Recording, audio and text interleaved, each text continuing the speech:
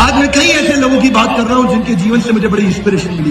केवल जिद्दी आदमी ही इतिहास रचता है, क्योंकि जिद्दी आदमी के पास एक महान लक्ष्य होता है। एक ऑर्डिनरी आदमी तो केवल तनख्वाह और इंसेंटिव देखता है, और जिद्दी आदमी बहुत बड़े महान लक्ष्य के साथ इतिहास रच देता है। हमारे देश के मुसलमान नाविक के बड़े गरीब बच्चे थे, शुरू से ही पढ़ाई में बहुत तेज थे, साइंटिस्ट बन गए, डीआरडीओ छोड़ के इसरो में चले गए।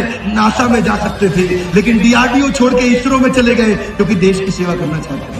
एक के बाद एक, एक के बाद एक, एक के बाद एक ये कई मिसाइल बनाते चले गए। हमारे देश का सम्मान बढ़ाने के लिए दुनिया को दिखा दिया कि भारत के पास भी साइंस की ताकत है, और इनको मिसाइल मैन के नाम से जाना जाने लगा।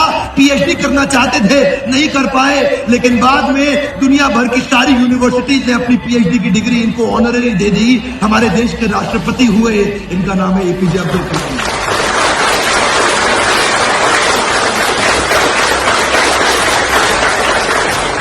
पूरी में एक और व्यक्ति है जिनसे मुझे बहुत सीखने को मिला, जो भगवत गीता को पूरी दुनिया में लेके गए। क्योंकि मैं मानता हूं बहुत सी वेस्टर्न किताबें होंगी मोटिवेशनल, लेकिन ईस्टर्न किताब पहली भगवत गीता है जो मोटिवेशनल सेमिनार दिया गया। हमारे देश के कॉन्स्टिट्यूशन में कई अमेंडमेंट हुए, 5000 साल से भगवत गीता में कोई अमेंडमेंट नहीं हुआ।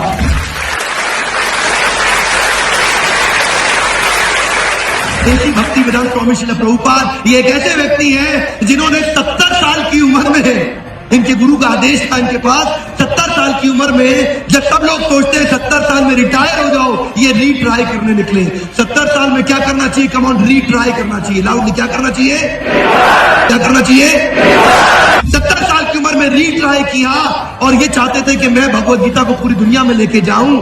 और उसके बाद श्रील प्रभुपाद पहली बार अमेरिका गए। 70 साल की बूढ़ी उम्र में 3 बार इनको हार्ट अटैक आया, शरीर साथ नहीं दे रहा था, सीड कैपिटल नहीं था, ग्रोथ कैपिटल नहीं था।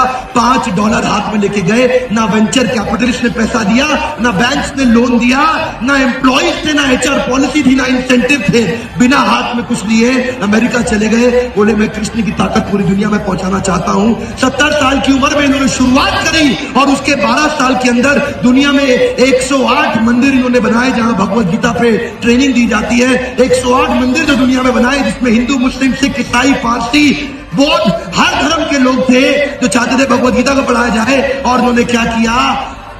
70 देश कवर कर लिए 70 साल की उम्र में। उस समय ट्रांसपोर्टेशन इतनी तेज नहीं थी, 2 घंटा सोते थे रोज, 2 घंटे से ज्यादा नहीं सोए, क्योंकि मान लक्ष्य लेके चले थे। वृंदावन में इन्होंने समाधि ले ली 1970 में। आज भी पूरी दुनिया में इस्कॉन के मंदिर चल रहे हैं, और उनके नाम से आज भी लोग भगवत गीता पढ़ रहे हैं।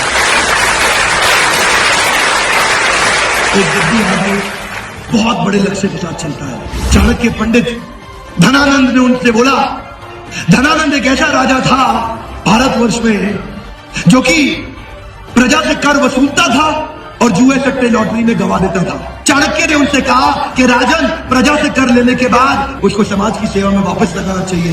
धनानंद को ये बात पसंद नहीं आई, और भले राज्य में उनको बोला निकल जाओ यहां से। चाणक्य जब नीचे गिरे तो वो ब्राह्मण थे, उनकी शिखा खुल गई। उठने के बाद उन्होंने संकल्प लिया, जब तक तेरे पूरे साम्राज्य को समाप्त करके अखंड भारत के अंदर एक महान राजा नहीं ला दूंगा, तब तक मैं ये शिखा नहीं बांधूंगा। क्योंकि चाणक्य अखंड भारत का निर्माण करना चाहते थे। चाणक्य ने छोटा सा बच्चा था चंदू, जिसको चाणक्य पंडित ने उठाया, चंदू को चंद्रगुप्त नाम दिया, और उसकी मां मूरा को मौर्य डायनेस्टी का नाम दिया। एक महान लक्ष्य के साथ चले थे। केवल जिद्दी आदमी ही इतिहास रचता है, और उन्होंने अखंड भारत का निर्माण कर दिया। जो आदमी बड़ा सोच सकता है वो बड़ा कर सकता है, छोटी सोच